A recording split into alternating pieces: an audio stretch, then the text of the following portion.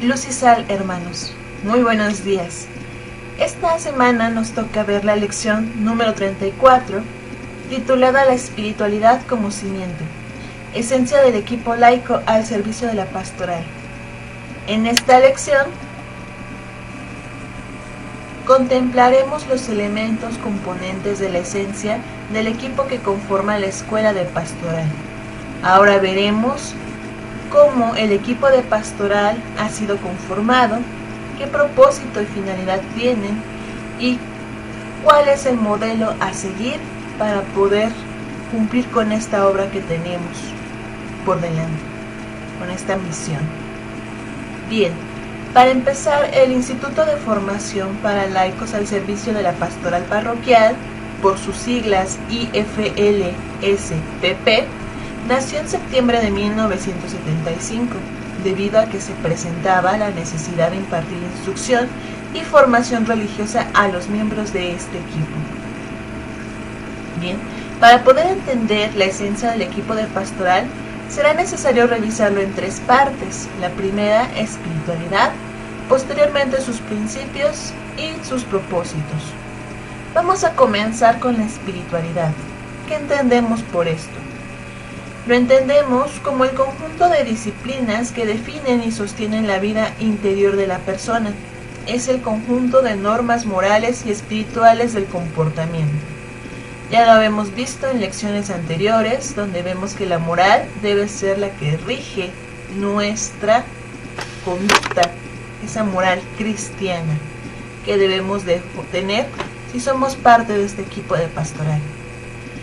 Esta debe ser profundamente entendida por todos sus miembros, a fin de que en su conocimiento y vivencia lleguemos a identificarnos, pensando, deseando y tendiendo hacia lo mismo como un solo organismo, todos hacia una misma dirección. Esto lo conseguiremos si tenemos presente que la finalidad única es la gloria del Padre y nuestra intención es la salvación del hombre. Entonces, estos dos van a ser nuestros dos ejes rectores, la gloria del Padre y la salvación del hombre. Teniendo todo el equipo estos objetivos, obviamente tenderemos a hacer lo mismo, ¿sí?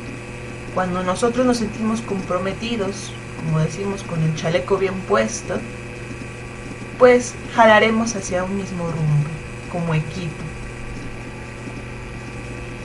Y la salvación del hombre se concreta en la vida eterna. Nos dice la Biblia: yo he venido para que tengan vida y la tengan en abundancia. Juan, capítulo 10, versículo 10 y capítulo 17, versículo 3. La vida plena que encuentra como su centro o fuente vital a Dios mismo. ¿Sí? Tenemos que buscar y encontrar a Dios para tener esta vida plena.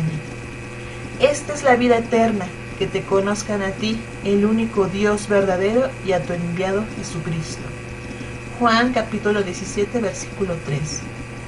A nosotros, como equipo de pastoral, nos toca que el hombre alcance la vida eterna por el verdadero camino, que es Jesucristo.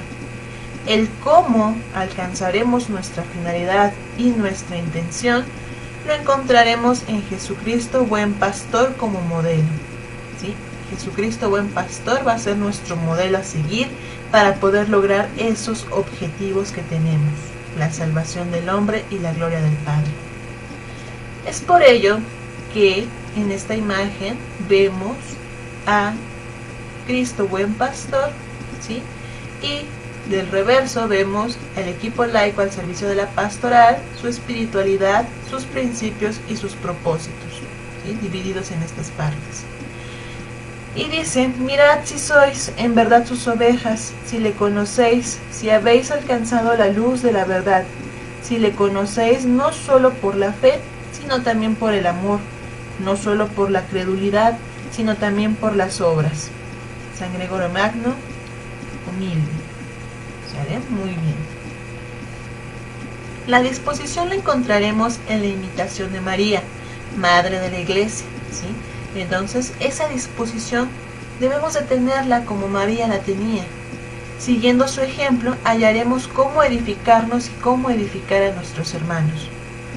Reproducir en nuestra existencia la de María, repetir su sí constante desde la temprana juventud en un acto continuo de amor, humildad, servicio y fidelidad, para glorificar a Dios y ayudar a los hombres a encontrar su salvación. Particularmente en 3 momentos vemos este actuar de María. 1. Al aceptar ser Madre de Dios de Nazaret. 2. Al aceptar ser corredentora de Dios al pie de la cruz. Y la siguiente, al aceptar ser consantificadora de Dios en el cenáculo, preparando a los apóstoles a recibir el Espíritu Santo en Pentecostés. Entonces, una preparación adecuada que nos forme por medio de la austeridad, el desprendimiento del espíritu de sacrificio, el olvido de uno mismo o de sí mismo, todo esto contempla la figura del apóstol como aquel que se forme por medio de estos dones o de estos acontecimientos, ¿sí? Austeridad, desprendimiento, espíritu de sacrificio y el olvido de uno mismo. Entonces todo esto en conjunto es la figura completa del apóstol. Bien, una forma de ser en el que la vida de oración sea el eje habitual de nuestra existencia. Entonces la vida de oración también va a permitirnos a seguir adelante con nuestra misión, pues si de manera habitual, constante y acostumbrada vivimos en la presencia de Dios, es la vida de oración la que nos lleva a la perfección. Para poder llevar a cabo esta vida de oración, lo importante es vivirla, imitando a Cristo, vivirlo y llevarlo a la práctica.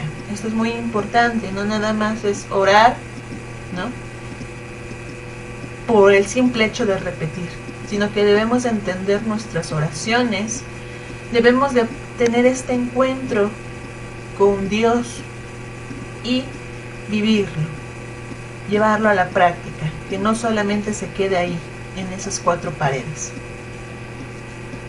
Bien, si nos decidimos a ser equipo de pastoral, debemos vigilar nuestra unión, nuestra cohesión entre cada uno de los miembros que lo conformen. El amor es lo que debe unir a nuestro equipo.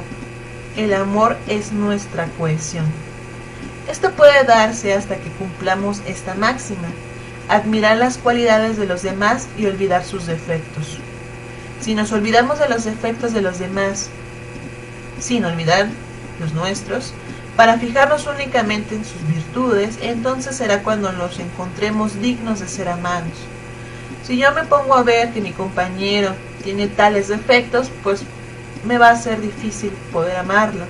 Pero en cambio, si yo me concentro en sus cualidades, sus virtudes, pues es más fácil que yo pueda pasar por alto sus defectos y amarlo, ¿no?, como Dios nos amó a nosotros también. La actitud de servicio que nos asemeja a Cristo, nuestro modelo, es la única que puede convenir a los que pertenecen al equipo laico al servicio de la pastoral. Servicio de pastoral. Y aquí también Jesucristo nos dijo, ¿no?, el Hijo del Hombre no ha venido a ser servido, sino a servir y a dar su vida como rescate por muchos. Mateo capítulo 20, versículo 28. Entonces vemos que nuestra actitud debe de ser de servicio. Por eso también el nombre, ¿no? Equipo laico al servicio de la pastoral. En cuanto a la austeridad de vida, nos referimos a ese subsistir con lo dignamente necesario y acorde a las circunstancias de nuestro existir.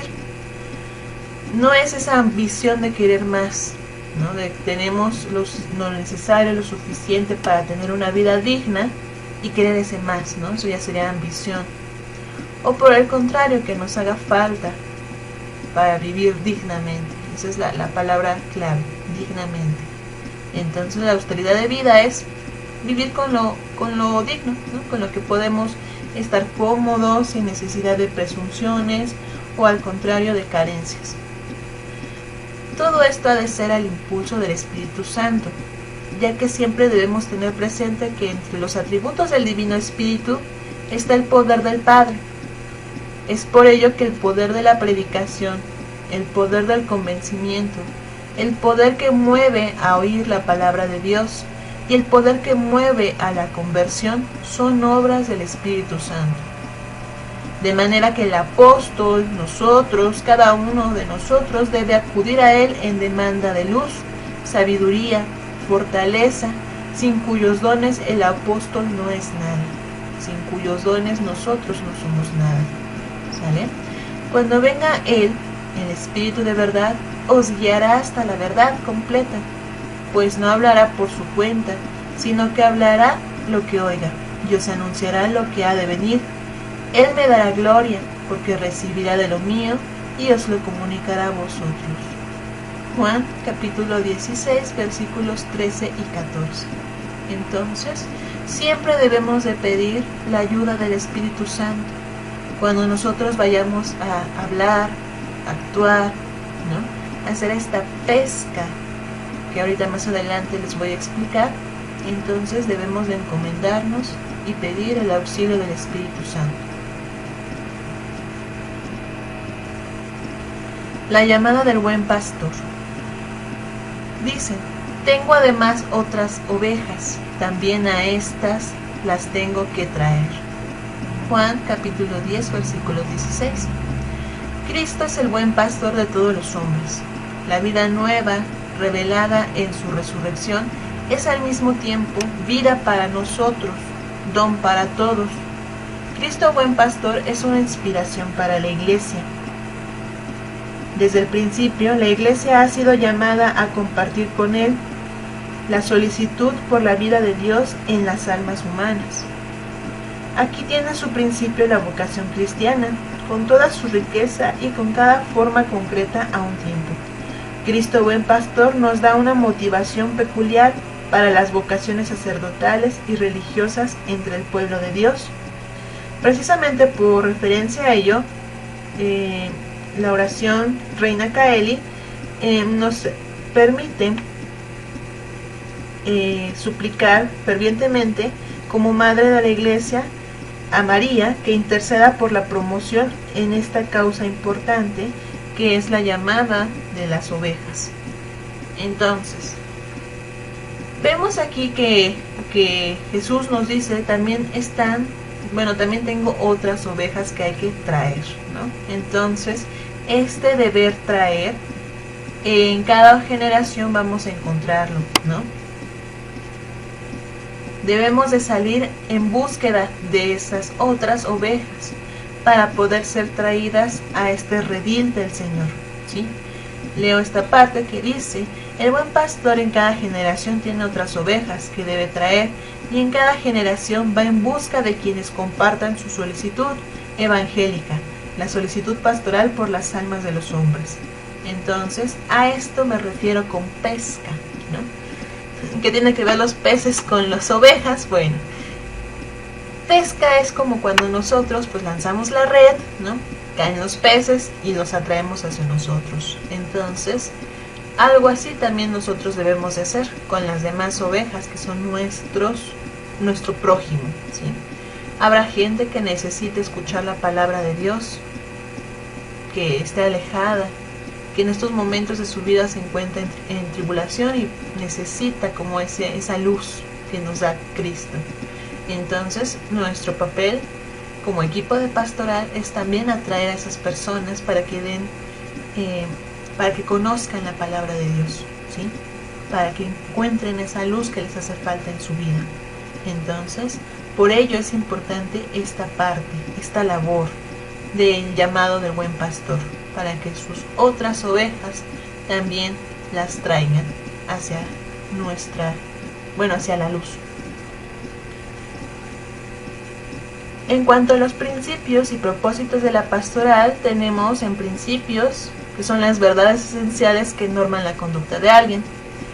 Tenemos la adhesión al obispo, la autoridad venida de Dios, la subordinación al párroco como norma, el trabajo en equipo como sistema, el espíritu de empresa como incentivo y la iniciativa personal como pauta, ¿sí? Y en cuanto a nuestros propósitos, son varios. Tenemos información, formación y compromiso de los dirigentes laicos de la parroquia, unificación del apostolado seglar dentro del territorio parroquial, auxilio a los movimientos parroquiales, apoyo al consejo parroquial, promoción vocacional de toda índole, retorno de los hermanos separados, evangelización y catequesis en todas las edades con equipos de servicio adecuados, supervisados por el párroco, ayuda a la coordinación entre parroquias, decanatos, zonas y diócesis, fusión diocesana del apostolado laico, colaboración asidua para la realización de la pastoral diocesana, cooperación a la coordinación misionera entre jerarquía, religiosos y laicado, y todo en subordinación al obispo realizando su pastoral. Bien, entonces estos son sus principios y sus propósitos del equipo laico al servicio de la pastoral. También, como instituto que es Instituto de Formación para Laicos al Servicio de la Pastoral Parroquial, también existen protocolos para el ingreso, permanencia en este y durante lo que son los cursos, ¿no? El curso. Tenemos a una figura que es el visitador o promotor, quien asiste a las sesiones y llena un reporte con las observaciones sobre el funcionamiento de los centros que tiene a su cargo, y para que también enliste las 3 vertientes de pastoral, que es la litúrgica, la profética y de la caridad o acción social, para que se promueva y se encauce las diversas vocaciones al servicio de la acción pastoral de la Iglesia. ¿Sí? Este reporte contiene 6 partes, donde 1 podemos encontrar los datos generales del centro, 2 la calificación individual del servicio, del equipo de servicio. Posteriormente, mira la actuación del equipo en relación al previo de la clase, es decir, qué hay, ¿no? ¿Qué actitud tienen los participantes cuando estamos recordando la clase anterior? Cuida la revisión en cada visita de los distintos reportes. Presenta el desarrollo del programa considerando los elementos que lo componen. Entonces, quiere decir que observa cómo se llevó a cabo esa sesión. Se toma en cuenta lo sugerido de la clase anterior y los valores detectados y el espacio de los dirigentes. En la quinta, la presenta el desarrollo del programa. Tenemos en cuanto al horario, si comenzó la clase en el tiempo indicado, el pase de lista de asistencia, la exposición del tema del día, la reflexión de la tarea por grupos, la convivencia, las conclusiones de los grupos, el centraje y avisos. El centraje quiere decir como la recapitulación final. Oración final, oración vocacional y canto final y el cierre de clase. ¿Sí? Entonces todo esto es el visitador que debe de checar que todo vaya bien, acorde al plan, acorde a lo establecido. Del buen llamado, seguimiento y acompañamiento de este reporte dependerá la extensión de la obra, pues dará pauta para saber quiénes son los buenos elementos para fundar nuevos centros. Lo que se pretende es que estos centros se expandan para poder llegar a más personas. Entonces, por ello, el observador o el visitador hace su tarea para poder dar visto bueno y poder extender esta parte del equipo de pastoral. Bien, y como cualquier otro instituto, también se debe de llenar una solicitud de inscripción, ¿no? Este es un documento que contiene las particularidades más relevantes de los alumnos.